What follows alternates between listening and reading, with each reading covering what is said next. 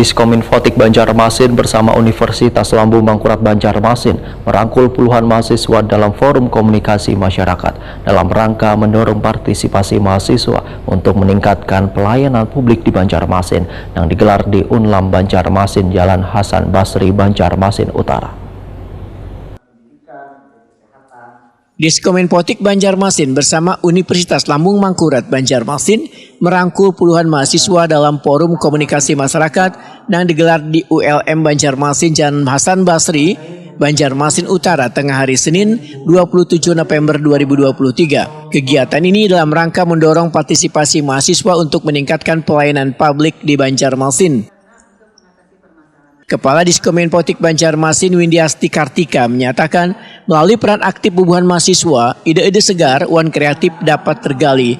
Momentum ini pun menjadi wadah bagi Banjarmasin yang telah meraih penghargaan atas pemantauan wan evaluasi kinerja penyelenggaraan pelayanan publik dari Kemenpan RB Republik Indonesia. Menurut Windiasti Kartika, peningkatan ini menjadi fokus utama mengingat beberapa entitas tangkai rumah sakit, Dinas Sosial dan Kecamatan Banjarmasin Utara telah dinobatkan sebagai pelayanan publik terbaik. Tema pada hari ini FKM Forum Komunikasi Masyarakat adalah partisipasi mahasiswa dalam memberikan pelayanan publik yang berkualitas. Itu tema kita. Kenapa jadi memilih jajaran mahasiswa ini, Bu? Iya, jadi mahasiswa adalah anak-anak muda kami pikir. Anak-anak muda yang banyak mempunyai ide-ide segar, yang kreatif. Jadi pada hari ini seperti juga di acara-acara FKM sebelumnya, tujuan kami adalah untuk menjaring ide-ide kreatif, aspirasi dari masyarakat.